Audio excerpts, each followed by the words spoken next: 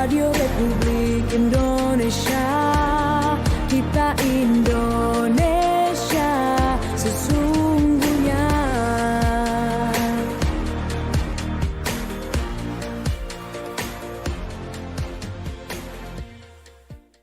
Baik, selamat pagi untuk Anda pendengar Radio Republik Indonesia dan juga Anda pemirsa RRI yang kami tayangkan di YouTube RRI Manado. Senang sekali kami hadir kembali untuk Anda dengan dialog sulut bicara. Saatnya Anda menyampaikan aspirasi Anda terkait dengan bagaimana kemudian kita membahas tantangan optimalisasi infrastruktur di daerah. Sudah diberitakan dari pagi tadi sampai dengan opini publik tadi, kami sudah menampung juga ada beberapa penanya yang sudah bertanya dari Mbak Ober sampai dengan opini publik. Anda bisa berpartisipasi bersama kami di line telepon yang kami siapkan begitu di 082195835080. Dan ada beberapa narasumber yang sudah kami hubungi tapi tidak menjawab atau tidak merespon begitu ya. Termasuk salah satunya KPKNL yang menjadi narasumber untuk kita akan bahas terkait dengan bagaimana optimalisasi terkait dengan infrastruktur di daerah. Dan pagi ini kita membahas bersama dengan pengamat pemerintahan dan pembangunan di Sulut, ada Pak Boas Wilar. Saya langsung ke narasumber utama kita, Pak Boas. Selamat pagi Pak Boas. Ya, Pak Boas, selamat pagi. Pagi. Ya, Pak Boas mendengarkan suara kami di sana? Terdengar dengan baik begitu? Iya. Baik. Baik, 1 jam ke depan kita akan membahas bersama dengan pendengar begitu, nanti akan ada interaktif begitu Pak Boas. Nah, kalau kita berbicara tentang mudah-mudahan karena saya juga dalam perjalanan lagi OTW ke Minsel, jadi kalau hilang signal mohon maaf ya. Oke, siap. Baik, Pak Boas, kalau kita berbicara tentang ini infrastruktur daerah ya, infrastruktur tak jauh dengan yang namanya barang milik negara juga yang terkandung di dalamnya. Selain dari ada dana-dana yang disiapkan termasuk di PU begitu terkait dengan dana DAK, DAU dan juga ada terkait dengan penganggaran yang lain. Nah, ini kita melihat optimalisasi banyak aset-aset daerah yang terbiarkan. Anda melihatnya seperti apa sebagai pengamat pemerintahan dan juga ini berbicara tentang pembangunan di Sulawesi Utara. Silakan Pak Boas. Iya, kalau persoalan aset daerah itu kan banyak ya. Jadi bukan cuma sekedar infrastruktur dasar jalan atau apapun, tapi juga ada fisik, kendaraan lain sebagainya. Nah, jadi kalau sudah masuk di konteks aset daerah itu otomatis pemerintah daerah melalui Badan Keuangan dan Aset Daerah mereka yang harus melakukan pemantauan dan pemeliharaan, terutama misalnya aset-aset bergerak itu otomatis kepada siapa dia diberikan dan yang diberikan kewenangan dalam hal pemeliharaan itu dia yang harus bertanggung jawab dalam hal pemeliharaan aset. Sedangkan aset-aset yang tidak bergerak itu otomatis sama halnya juga kepada siapa yang diberikan kewenangan untuk melakukan pemeliharaan karena berkaitan dengan penggunaan aset tersebut. Seperti itu. Baik. Dilanjutkan silakan Pak. Iya, dan kalau berkaitan dengan pembangunan daerah yang infrastruktur ataupun lainnya itu jelas ya mekanisme penganggaran itu kan ada yang diatur melalui DAU, ada yang diatur melalui DAK, dana alokasi khusus yang dari pemerintah pusat. Nah itu juga apalagi DAK itu harus merujuk pada juknis yang diberikan oleh pemerintah pusat yang memberikan bantuan, beda dengan DAU yang memang berbasis pada APBD. Nah, jadi sekiranya hal dalam penggunaan itu pun harus sesuai dengan juknis yang sudah ditetapkan dengan beberapa persyaratan dan prosedur yang ada. Jadi kalau sampai itu tidak sesuai itu ya otomatis ada pemeriksaan di sana. Baik, kalau kita melihat aset-aset begitu ya Pak, ini barang milik negara kan banyak yang ada yang secara infrastruktur kasat mata bisa terlihat langsung oleh masyarakat tapi tidak ada optimalisasi di sana. Artinya dibiarkan begitu saja dan seakan-akan kegiatan atau proyek-proyek pembangunannya atau infrastrukturnya ini memang sudah jalan tapi mandek begitu, dan ini berindikasi Ya, ke arah yang pasti orang berpikiran bahwa ini tidak jalan, terus ada perkara di dalamnya, pasti ada kontrak yang sifatnya ini terjadi kelalaian di dalam. Seperti apa Anda ya, melihatnya? Apakah harus diproses hukum begitu untuk ya, barang-barang aset negara yang sifatnya infrastruktur ini begitu, Pak? ya. Jadi persoalannya itu begini, bahwa Hmm, eh, dalam hal pembangunan infrastruktur itu kan ada kalanya eh, proyeknya jalan dalam 1 tahun, ya, hmm, 1 tahun proyek jalan secara fisik. Tapi yang sering terjadi persoalan adalah setelah pengalian aset kepada yang bersangkutan. Nah, sehingga yang menjadi masalah itu proses pengendalian dari hal pemanfaatan aset. Itu hmm, yang jarang saya lihat, bahkan jarang saya temukan. Sehingga kalau ada rusak, hilang, ya sudah ada kalanya diabaikan. hmm, Padahal itu kan sudah merugikan uang negara yang berapa banyak, ya apalagi untuk proyek-proyek besar.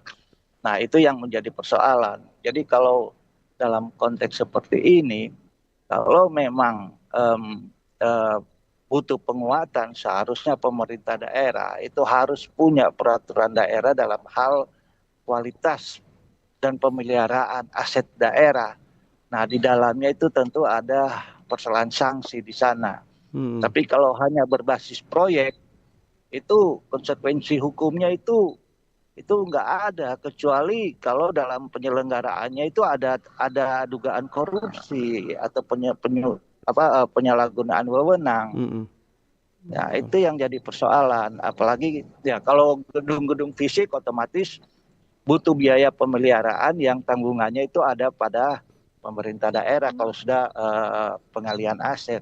baik, Tapi kalau dalam proses lain, saya kira agak sulit untuk mau dikenakan hmm, pidana betul, kalau terjadi keterlantaran dalam aset-aset daerah.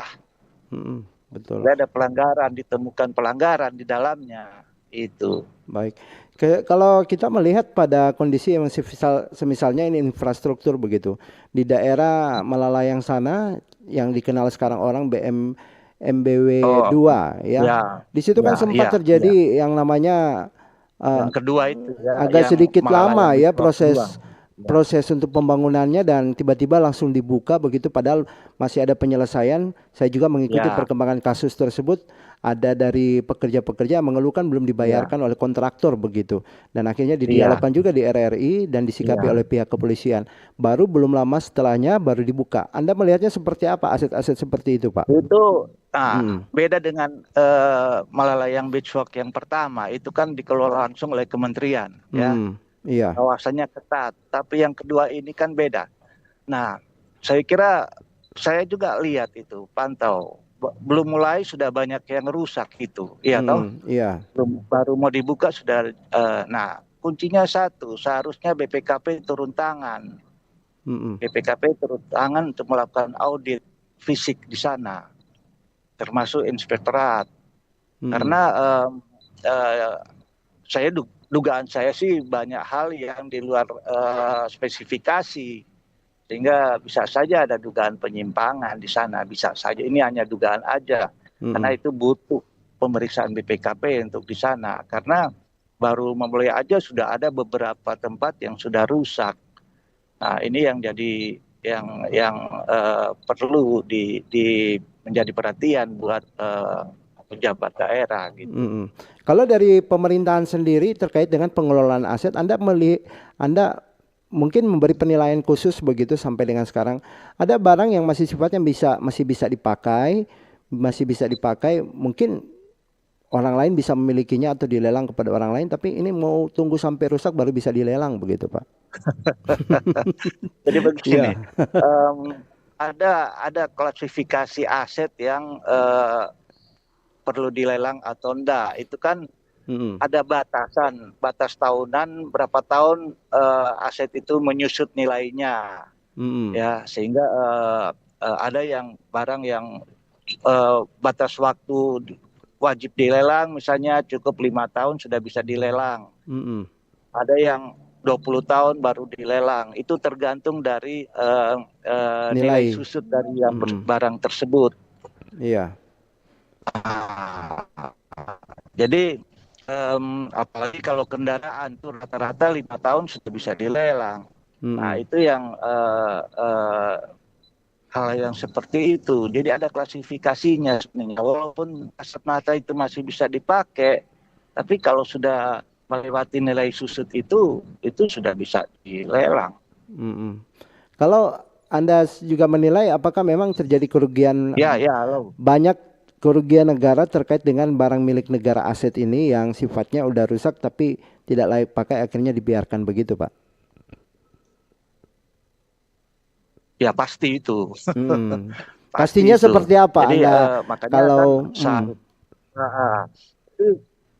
jangan terpaku pada nilai susutnya, tapi kalau dia bisa dilihat bahwa barang aset itu masih bisa digunakan dan layak digunakan, itu wajib adanya. Cuman kan aspek hukumnya yang menjadi rujukan di situ kan kurang. Makanya seperti yang saya katakan tadi, kalau kita punya perda dalam hal penggunaan aset daerah, itu akan lebih baik untuk mengatur itu. Begitu. Baik. Saya kemarin juga mengikuti satu kegiatan begitu terkait dengan aset dan barang milik negara. Ada sejumlah infrastruktur misalnya terminal begitu. Di sana sudah dibangun terminal tapi tidak beroperasi. Sementara juga di situ ada target PNBP yang dimintakan ke Kementerian Perhubungan terkait dengan optimalisasi dari infrastruktur terminal tersebut. Sementara asetnya tidak bisa disewakan begitu untuk menarik PNBP. Bagaimana nilai kerugian dan keuntungan ketika tiba-tiba terminal yang besar, megah dengan biaya yang miliaran ini terbiarkan begitu saja, Pak? Ya, Pak Boas.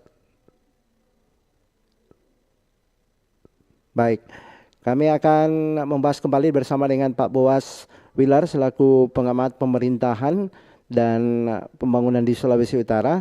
Dan untuk Anda juga sudah bisa menyampaikan aspirasi Anda pendengar di line telepon kami buka di 0821 9583 5080 dan kami masih juga mencoba untuk menghubungi narasumber yang lain begitu terkait dengan bagaimana kita mengoptimalisasi terkait dengan infrastruktur di daerah ya. Ini menjadi tantangan karena memang ada sejumlah tempat maupun lokasi begitu sudah dibangun pemerintah tapi tidak dipakai dan akhirnya dibiarkan begitu saja, bahkan menjadi sarana permainan oleh masyarakat yang ada di sekitarnya, termasuk ada pembangunan terminal dan juga aset-aset pariwisata yang lainnya yang dibangun oleh pemerintah tapi tidak digunakan begitu. Nah, bagaimana kemudian optimalisasi dari pengelolaan untuk aset barang milik negara, apakah itu tetap dipertahankan menjadi aset untuk dikelola terus atau harus dijual untuk supaya benar-benar dikembalikan kerugian yang terjadi. Kami akan kembali untuk Anda selepas kita akan ikuti jeda komersial break berikut ini. Line telepon kami tunggu Anda di 082195 835080. Kanal informasi dan inspirasi Pro 1. Man, terdoi dong. Oh, dodo anak ngapa cira ngapa mama ini ada kono pikonja kalau keluar doye mancari kasiang yang kurang sasadiki ngana minta. Jadi anak muda yang cuma angkat kaki dudu banyak sebenarnya yang boleh ngoni mau baking kasiang anak. Ngana cuma mau dudu minta buka tangan ingat lebih baik tangan di atas daripada tangan di bawah. Mencari nggak perlu jauh-jauh banyak. Kok perlu jadi mama? Orang mau usaha mau jual kacang tore ini anak supaya itu doi tore mau masuk pakai otak. Kesuksesan tidak lahir dari keberuntungan, melainkan dari kerja keras dan ketekunan.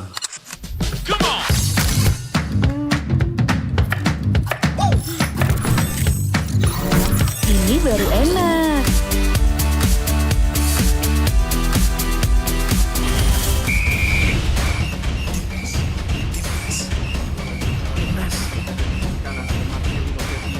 Bentar Mi. Ngapain sih Pi ganggu aja? Lepaskan tengah. Masuk gol! Luar biasa selesai dari Witan Sulaiman. Mami, papi, aku baru aja diinterview di Pro 2 FM. Jadi F&B sekarang tuh macam-macam. Kalau sekarang kan kopinya udah banyak. baru enak. Aku di Pro 2. Papi, Devi, enak banget jangan. Mau baca berita dulu. Aku di Pro 2. Jangan rebutan.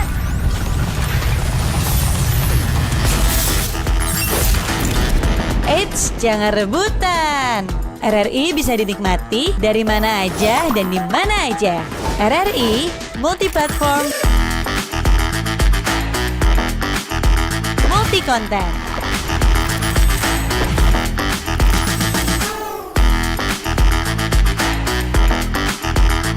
RRI punya kita.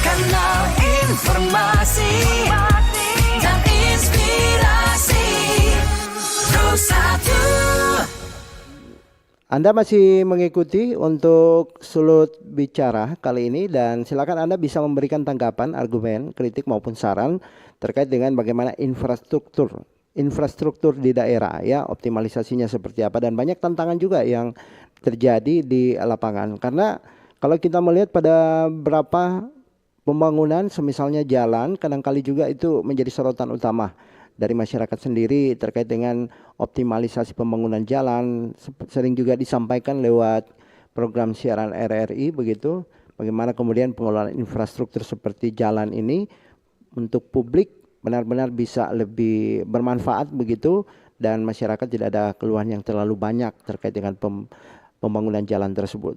Anda bisa bergabung bersama kami sudah buka line telepon di 08 2195835080 dan untuk narasumber yang tadi kami tampung untuk semua aspirasi Anda.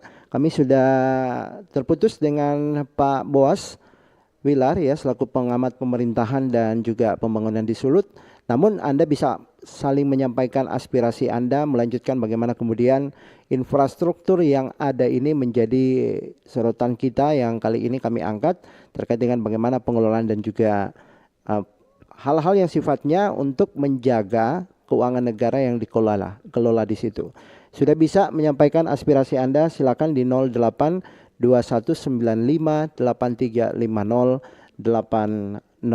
Dan saya ke line telepon. Selamat pagi RRI. Iya, selamat pagi. Iya, silakan Pak Sartono. Ini topik paling bagus karena memang berbicara tentang aset banyak yang terbengkalai. Tadi saya respon karena perhatian dari pemerintah. Kalau artinya ini mohon maaf, kalau artinya jalan tetap bisa ada orang berjalan. Tapi yang terbengkalai ini banyak gedung-gedung yang saya lihat ada yang di bukan sektor Mapanget itu sepenuh dengan rumput-rumput dan sebenarnya ada penghuni di situ. Nah, itu salah satu juga aset daerah kan. Iya. Jadi orang fungsikan dan dulu membantu untuk bangunan lain, fungsikan dulu ini aset-aset daerah supaya keuangan daerah itu memang betul-betul terjamin dengan baik. Artinya keluar dengan anggaran yang lain-lain. Kalau kita kira jalan Pak narasumber masih boleh orang mau jalan, tapi yang Sutabadian ini hanya Sutabengkalai ini yang orang harus fungsikan. Nah, kalau orang fungsikan artinya kalau ada biaya pemeliharaan dan berkelanjutan, nah, itu lebih bagus. Nah, kalau orang rupanya tidak berfungsi atau bikin sarana prasarana tempat bermain anak-anak atau bikin tempat olahraga supaya itu masyarakat Kota Malang, saya juga sebagai masyarakat respon dan berterima kasih kepada pemerintah kalau ada pemikiran seperti itu. Karena merupakan satu juga di samping aset daerah itu anak-anak muda yang mungkin di PHK, mungkin kasarnya mentaran COVID, suatu bentar mungkin juga ada yang dari lulusan sekolah, pengusaha dapat kerja. Boleh dapat kasih kerja di situ, secara tidak langsung. Kita kira itu sama kalau dia fungsikan, lapangan kerja pasti akan ada. Dan orang apa yang orang cita-citakan itu akan membawa lalu masyarakat sejahtera khususnya di Kota Manado, pasti bangsa ini akan kuat, makin maju. Nah, saya kira hal itu yang terang pikirkan dulu. Kita kira cuma itu yang saya dapat sampaikan. Lebih kurangnya saya mohon maaf. Mudah-mudahan saya respon ini ada pemerintah yang baru ini menerapkan itu fungsi-fungsi lahan, terutama itu yang sudah bengkalai. Betul. Baik. Mudah-mudahan kalau kita semua ini bersatu, pasti semua akan terwujud dan Indonesia semakin kuat dan semakin maju. Baik. Rakyat sejahtera, Indonesia kuat. Terima kasih, selamat pagi. Selamat pagi. Terima kasih Pak Sartono yang ada di Kombes Manado ya. Dan kami masih menampung aspirasi Anda, namun kita akan break dulu sejenak ya. Kami akan mencoba menghubungi narasumber yang lain terkait dengan bagaimana kemudian optimalisasi terkait dengan infrastruktur ini benar-benar sudah bisa menjadi salah satu yang memberi dampak sejahtera bagi kita. Kanal informasi dan inspirasi Pro1. Wih, keren banget nih. Katanya ada obat herbal bisa mencegah sakit gigi seumur hidup. Ada hoax tuh. Widih. Ini juga keren nih. Ada sumber energi baru PLTH, pembangkit listrik tenaga hampa. Itu juga hoax kali.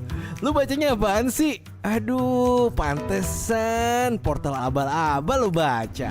Kalau mau baca berita yang lengkap tapi udah verified, mulai dari berita nasional, internasional, olahraga, gaya hidup sampai hiburan, lu cukup klik rri.co.id. Di situ lu juga bisa streaming RRI digital. Aduh, makanya cek-cek dulu biar gak kegocek di rri.co.id. RRI Digital. Nikmati kemudahan interaksi, partisipasi, dan kolaborasi dengan RRI Digital. Interaksi, dengar dan saksikan siaran langsung kami, daftarkan akun kamu, dan mulailah berinteraksi di setiap program dan konten kami. Partisipasi, kreasikan konten kamu dengan berita, podcast, vlog, film, musik, dan playlist. Kolaborasi, kami mengajak berbagai komunitas untuk berkembang bersama melalui digital platform. RRI Digital sekarang menghadirkan terobosan baru, workspace platform dan online learning platform dengan fasilitas-fasilitas unggulan, monitor impact dan outcome, meeting online, video conference, dan library. RRI Digital menghadirkan fitur-fitur untuk peningkatan interaksi, partisipasi, kolaborasi, workspace, dan learning. Yuk, segera download RRI Digital. Halo RRI. Halo RRI. Iya, halo RRI. Kami semua bisa sampaikan semua keluhan masalah atau informasi melalui SMS, WhatsApp, dan media sosial secara langsung di 0816 16 12 121 setiap hari Senin dan Jumat pukul 10 pagi sampai pukul 11 siang waktu Indonesia Tengah. Suarakan masalah Anda dan temukan solusinya bersama Halo RRI. Halo RRI.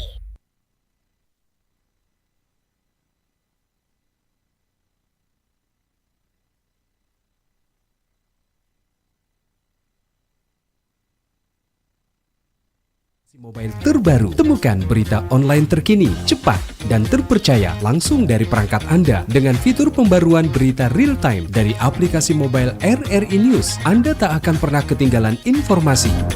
Nikmati kemudahan akses berita nasional dan internasional, berita terpopuler, dan video berita terbaru kapan saja dan di mana saja. Dilengkapi dengan teknologi terkini, aplikasi mobile RRI News memberikan pengalaman membaca yang lebih baik. Dapatkan notifikasi berita penting langsung di layar ponsel Anda. Jelajahi kategori berita yang Anda minati, mulai dari politik, ekonomi, budaya, hingga olahraga.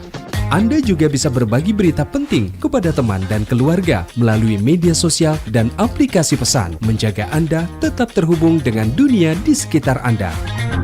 Memiliki jaringan lebih dari 80 microsite tersebar dari Sabang sampai Merauke, serta memiliki tren pembaca yang semakin meningkat. RRI News menghadirkan liputan berita terlengkap dan terkini dari seluruh Indonesia. Unduh sekarang di Google Play dan App Store aplikasi mobile RRI News, membawa dunia ke dalam genggaman Anda. Aplikasi mobile RRI News, berita terkini dan terpercaya dalam genggaman Anda.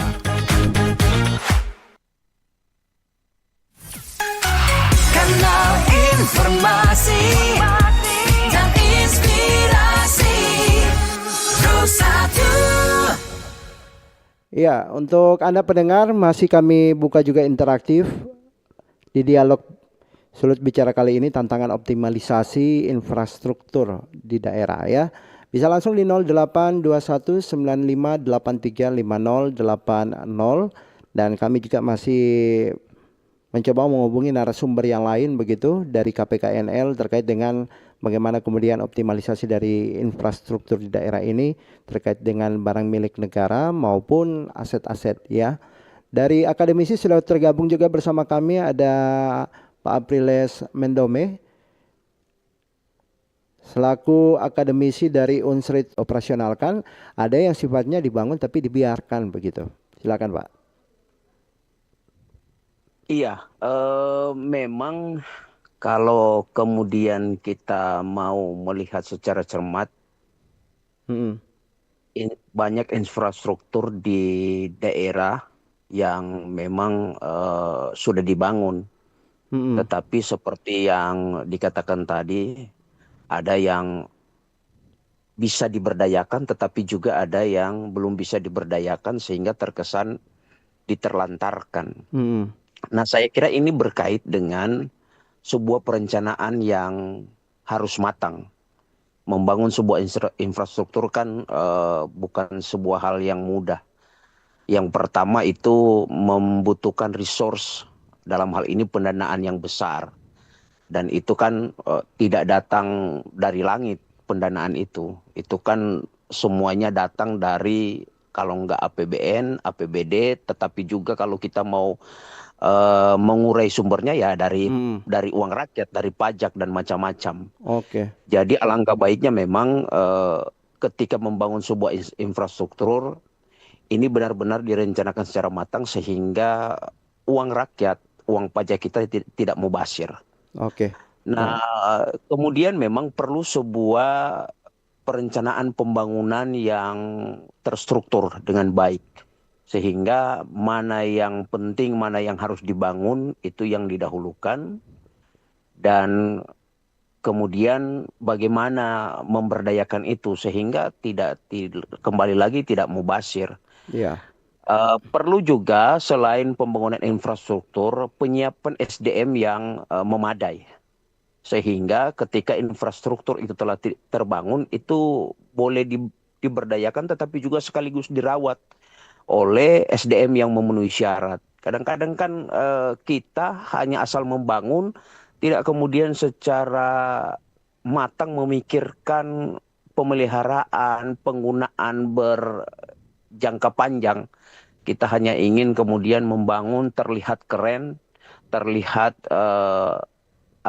memenuhi keinginan rakyat, memenuhi program kita, tetapi kemudian tidak ada sebuah hasil yang memadai bagi rakyat, tidak ada sebuah hasil yang berguna bagi kesejahteraan, dan ya akhirnya itu semua terlantar oleh karena tidak ada penyiapan sumber daya manusia yang mumpuni untuk kemudian menjalankan dan merawat itu. Pak Apriles, ini kami juga sudah tergabung dengan Pak Boas. Pak Boas sebelumnya juga sudah bergabung dengan kami. Kami menyapa kembali Pak Boas yang sempat terputus tadi. Selamat pagi Pak Boas. Pak Boas. Pagi. Ya, terdengar bagus suara kami di sana. Setelah tadi terputus jaringannya. Di perjalanan ini. Ya, gimana? Baik. Dilanjutkan, ini berbicara terkait dengan tadi sudah ada Pak Apriles dari Unsrit Tomohon, ini dari akademisi juga memandang bahwa perlu adanya kajian SDM. Mungkin kalau SDM di sini kita melihat pada kontraktor maupun penyedia layanan jasa begitu, terkait dengan PL-PL juga yang penunjukan langsung dan juga tender-tender proyek begitu. Anda melihatnya seperti apa? Harus tepatnya seperti apa? Apa harus kita pergi ke perusahaan yang besar yang langganan begitu, atau yang sifatnya yang kadang-kali kan menggunakan PL? Untuk supaya benar-benar mengoptimalisasi anggaran pada saat infrastruktur itu akan dikelola begitu Pak Boas. Saya kira sekarang mekanisme itu udah nggak bisa sembarangan Pak. Iya. Karena untuk penyelenggaraan pembangunan infrastruktur itu kan mekanisme itu harus terdaftar dalam LPSE. Oh iya betul. Dan di situ Iya. sertifikasinya udah sangat ketat. Bahkan untuk persoalan SDM-nya pun itu harus tersertifikasi semua. Kontraktornya pun itu harus tersertifikasi. Bahkan Iya. kalau ada blacklist itu dia nggak bisa. Mm-mm. Memang untuk pekerjaan proyek yang istilahnya tadi dibilang PL penunjukan langsung itu pun harus terdaftar di LPSE. Dan dalam penyelenggaraan lanjutannya memang tidak seketat kontrak di atas 200 juta yang bukan persyaratan PL. Nah, itu yang jadi persoalan. Jadi soal SDM lihat dulu proyek apa yang mau dibangun. Iya. Karena di tahap perencanaan infrastruktur itu pasti dengan misalnya dengan PU itu dokumen awal, dokumen persyaratan awal untuk proyek Iya. itu klasifikasinya itu harus sudah masuk semua. Jadi kalau soal SDM rendah atau tidak ya itu persoalan lain. Karena bisa ya walaupun banyak kasus-kasus yang terjadi dalam pelaksanaan proyek itu kan cuma pinjam perusahaan, sementara pekerjaannya dari orang-orang yang ya secara kualifikasi rendah. Kalau saya mengikuti juga Pak terkait dengan tender proyek ini ya, kalau yang sifatnya 100 atau 200 juta begitu penganggaran dari proyek tersebut bisa melalui PL, sementara di atasnya yang sifatnya miliaran itu melalui tender. Seperti itu juga Anda melihat? Iya, sama. Mekanismenya itu sama, Pak. Sama. Dan soal orangnya pun rata-rata ya seperti itu. Kalau dia punya perusahaan sendiri, kualifikasinya itu ketat.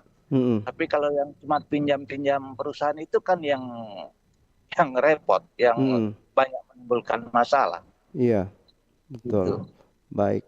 Pak Buas ditahan dulu, kami sudah bersama dengan Pak Apriles. Pak Apriles sendiri dari layanan publik sampai dengan infrastruktur yang ada di, kita melihat pada kasat mata dulu ya, belum pada sifatnya jasa yang sifatnya catering dan lain sebagainya juga, ini menjadi salah satu aset ya.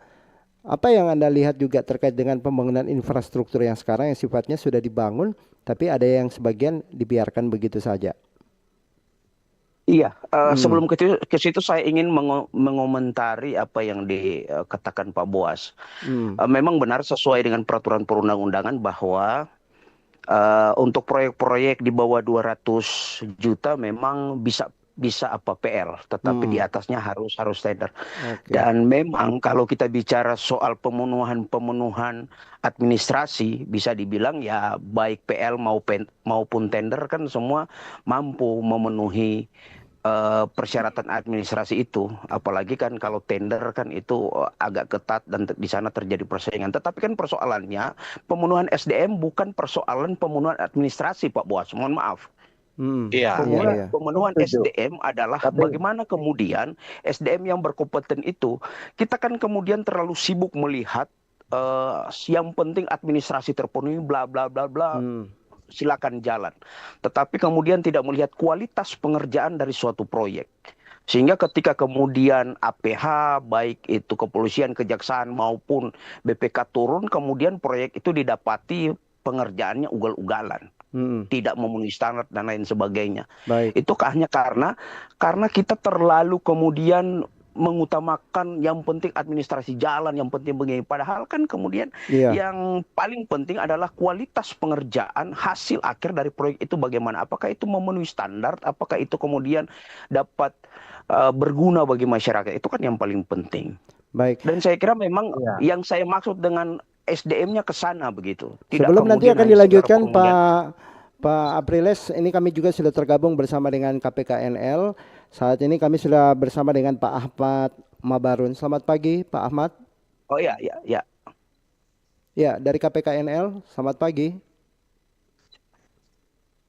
Kami tergabung dengan Ibu Jiani Fatirsa, tapi nanti akan berbicara dengan Pak Ahmad Mabarun dari KPKNL terkait dengan barang milik negara dan juga aset. Ini pembiayaan untuk jualnya, lelangnya begitu, dan juga bagaimana untuk sewa menyewa terkait dengan barang milik negara. Apalagi kalau kemarin sudah ada infrastruktur publik semisalnya terminal begitu, ada dibangun tapi tidak beroperasi. Dan bagaimana biaya sewa menyewa juga di sana terkait dengan barang milik negara yang disiapkan di sana. Pak Ahmad, Pak Ahmad mendengarkan suara kami, Pak Ahmad? Dari KPKNL? Ya, suaranya Pak Ahmad bisa di-on-kan begitu, terkait dengan bagaimana kemudian ini tantangan optimalisasi infrastruktur daerah dilihat dari BMN aset ya. Pak Ahmad. Ya. Kami sudah terhubung tapi untuk suara tidak terdengar begitu. Pak Ahmad. Halo, selamat pagi. Selamat pagi. Ketemu Ya, kembali ya mohon Pak maaf, Pak, Ahmad. baru bisa gabung. Iya Pak, apa kabar Kemarin Pak? kita di Tondano bersama-sama, sekarang kita bersama di siarannya RRI begitu. Pak Ahmad. Siap Pak. Barang Ya, milik gimana, negara Pak? aset seperti apa nih Pak? Kalau kita berbicara tentang sewa menyewa dan juga lelang begitu, dan ini ada berapa yang disampaikan masyarakat. Infrastruktur sudah terbangun tapi tidak ada pengelolaan untuk operasionalnya. Misalnya kemarin juga dibahas di terminal ya, terkait dengan terminal, ada beberapa terminal yang dibangun tapi di situ ada target PNBP, sementara untuk operasional terminal tidak ada sama sekali barangkali. Seperti apa ini Pak Ahmad? Iya, mungkin kalau konteksnya ini perlu kita Iya. sampaikan terlebih dahulu ke seluruh pendengar ya, kalau BMN itu adalah segala sesuatu yang diperoleh dari APBN atau perolehan lain yang sah. Nah, itu konteksnya BMN. Nah, di daerah itu juga ada BMD, segala sesuatu yang diperoleh dari APBD tentunya dan perolehan lain yang sah. Dalam pengelolaannya itu memang kita ada PP 27 dengan perubahannya di PP 28 sebagai turun undang-undang kekayaan negara. Kalau di PP itu ada dua hal. Yang pertama, barang yang dikuasakan itu adalah BMN, itu menjadi pengelolaan dari teman-teman di kementerian lembaga pusat. Itu BMN. Nah, ya kalau yang di Pemda gimana? Pemda tentu BMD itu diserahkan sepenuhnya sebagai pengelola adalah pemimpin daerah masing-masing, baik itu gubernur atau wali kota sebagai pengelola, dan BPK dan pengguna badannya adalah dari masing-masing dinas. Nah, kalau yang BMN itu dikuasakan itu ke kementerian. Jadi selaku pengelolanya adalah Kementerian Keuangan dan penggunanya itu masing-masing kementerian lembaga. Jadi diserahkan begitu ya dari pengelolaannya instansi terkait ya Pak Ahmad. Pak Ahmad juga ini selaku Kepala Seksi Pengelolaan Kekayaan Negara ya. Dan kemarin kemarin juga sudah membahas terkait dengan sewa menyewa yang ada di terminal. Kalau yang sifatnya begitu Pak, terbengkalai sementara target PNBP sudah harus ada di sana, barang milik negara kan sudah ada di situ. Tadi sudah diserahkan langsung kepada instansi maupun lembaga terkait begitu, terkait dengan dibangunnya infrastruktur tersebut. Seperti apa nih Pak? Iya, baik. Pada prosesnya kalau yang sifatnya sudah diserahkan itu barang itu dapat diakui menjadi aset itu setelah diserahkan. Konteks diserahkan itu apa? Setelah berita acara serah terima pekerjaan, kan di seluruh pekerjaan baik itu di Pemda ataupun di kementerian lembaga pasti ada serah terimanya ya Pak ya. Nah, kalau dia masih on progress itu statusnya dia menjadi KDP, konstruksi dalam pekerjaan. Nah, ketika masih KDP, tentu itu dicatat di neraca tapi belum dapat diakui sebagai aset tetap. Nanti setelah penyelesaian KDP, taruhlah seperti mungkin tadi disebutkan kalau saya nggak salah mendengar terminal Malalayang, Pak ya. Iya. Nah, karena kalau yang sependek sepengetahuan kami, terminal Malalayang ini kan masih konstruksi dalam pengerjaan. Iya. Baru akan diselesaikan di tahun ini, Mbak. Kalau salah informasinya tidak salah ya. Iya. Nah, nanti begitu sudah diserahkan, baru secara aset itu dapat dikelolakan. Nah, terhadap bagian-bagian aset yang tidak digunakan untuk menunjang fungsi, tidak digunakan itu umpamanya ada kelebihan nih, ada rencana yang akan dilaksanakan tapi anggaran belum tersedia. Atau belum disediakan penganggarannya, itu dapat dimanfaatkan oleh masyarakat juga tentunya. Umpamanya digunakan seperti yang ada di RRI itu kan ada Iya. sebagian yang dimanfaatkan masyarakat. Nah, apa yang akan dilakukan oleh masyarakat? Masyarakat dapat melakukan sewa dengan nilai wajar dan mempertimbangkan apa-apa yang menjadi pengaturan kami. Seumpama kalau masyarakat nih UMKM nih, kan pasti harus didukung. Apa nih bukti dukungan pemerintah untuk UMKM? Di pengaturan kami, kalau untuk UMKM, sepanjang di permohonannya itu dibuktikan dia adalah UMKM melalui NIB-nya, terdaftar sebagai UMKM, maka dia dapat mendapatkan diskon. Bahasanya sebenarnya penyesuaian tarif ya, tapi untuk masyarakat umum mungkin lebih mudah kalau dibahasakan sebagai diskon gitu. Jadi ada keringanan biaya yang dapat didapatkan oleh masyarakat ketika memanfaatkan aset yang dapat dimanfaatkan untuk kegiatan ekonominya. Iya. Nah, itu yang pertama. Yang kedua, dari sisi penerimaan seperti apa? Tentu penerimaan itu legal dan sah dan dicatat dimasukkan sebagai penerimaan negara bukan pajak kalau konteksnya BMN. Kalau konteksnya di aset daerah, maka pemanfaatan itu dicatat sebagai PAD, sebagai salah satu sumber pendanaan di daerah dari pengelolaan aset. Baik. Mungkin seperti itu Iya. gambarannya. Ada tambahan mungkin yang akan disampaikan oleh Pak Boas. Pak Boas, selaku pengamat pemerintahan dan juga pembangunan di Sulawesi Utara. Pak Boas, tadi sudah dikatakan oleh KPKNL syarat khususnya seperti ini, termasuk juga ada penyerahan aset dari instansi terkait tersebut, dari kontraktor ke instansi terkait tersebut, dan seperti apa juga nanti akan menjadi pengelolaan keuangan negara juga di dalam situ, dan nanti akan diserahkan ke KPKNL. Anda melihat bagaimana Pak selama ini yang terjadi di Sulawesi Utara, khususnya ada pembangunan infrastruktur yang sama seperti yang kami bilang tadi, bahwa dibangun tapi tidak ada operasionalnya, begitu. Iya, memang selama belum ada pengalian aset, walaupun pembangunannya itu jangka panjang dan sudah ada beberapa lokasi yang ditempatkan sebagai lahan usaha, seperti tadi dikatakan sebagai kegiatan UMKM, itu sebenarnya tidak apa-apa. Yang penting ada perjanjian kerjasama di antara pengelola. Nah, itu yang paling pokok, karena kan banyak sekali bisa ditemukan di Sulut itu ya, sudah ditempatkan oleh kelompok-kelompok usaha tertentu, tapi masih belum diserahkan untuk pengalian asetnya. Tapi prinsipnya tinggal bagaimana sebenarnya itu pengelolaan jangka panjangnya yang agar tidak terjadi keterlantaran di aset-aset daerah. Itu seperti itu saya kira. Baik. Nah, saya pikir bahwa fungsi pengawasan dalam hal pengelolaan ini sebelum ada pengalian aset maupun setelah dikelola itu harus dilaksanakan secara optimal. Kan dari sisi aturan ada sistem pengendalian di sana, termasuk evaluasi terhadap pengelolaan aset. Baik, Pak Boas, karena kita sudah berada di bagian akhir begitu, ada juga Pak Apriles Mendomes selaku akademisi dari Unsrit Tomohon. Pak Apriles, yang bagian terakhir ini apa yang Anda harapkan dari akademisi terkait dengan bagaimana kemudian optimalisasi infrastruktur daerah ini benar-benar memberikan dampak yang positif begitu, tidak ada keluhan-keluhan lagi dari masyarakat. Akibatnya semua yang dilihat oleh masyarakat, ini kok tiba-tiba dibiarkan begitu saja, ini sudah menggunakan uang negara akhirnya dibuang begitu saja begitu.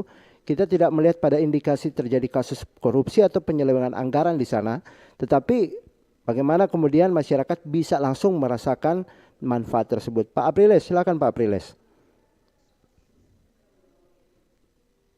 Ya, Pak Apriles. Pak Apriles mendengarkan suara kami di sana, Pak Apriles? Baik, sayang sekali ya pendengar, untuk komunikasi kami dengan Pak Apriles terputus dan kita sudah berada di bagian terakhir. Saya ke Pak Ahmad. Nih Pak Ahmad, bagaimana Pak Ahmad? Tadi sudah belum semua memang diserahkan begitu terkait dengan penyerahan dengan aset dan barang milik negara. Pak Ahmad, Iya. kalau saya menyinggung sedikit begitu ya, saya tidak tahu statusnya seperti apa. Ada tempat yang sekarang lagi tren, dulu sempat ditutup begitu, tiba-tiba tidak terjadi grand opening atau soft opening, langsung beroperasi terkait dengan bagaimana statusnya Malalayang Beach Walk. Apakah sudah ada penyerahan aset di sana, Pak? Iya, kalau Malalayang ini kan sependek yang kami ketahui ini kan adalah pelaksanaan pekerjaan oleh waktu itu Kementerian PUPR ya sebelum berubah karena ada Kabinet Merah Putih untuk diserahkan ke daerah. Nah, ini proses ini yang memang masih belum selesai, tapi yang menarik adalah di hari Rabu tanggal 22 kemarin kami melaksanakan rapat bersama Gubernur dan Korsubgab KPK, lalu Kajati, lalu dari BPKP, khusus untuk membahas aset daerah yang masih dalam kondisi belum optimal, baik itu pelaksanaan pekerjaannya, penyelesaian maupun pemanfaatannya. Artinya apa?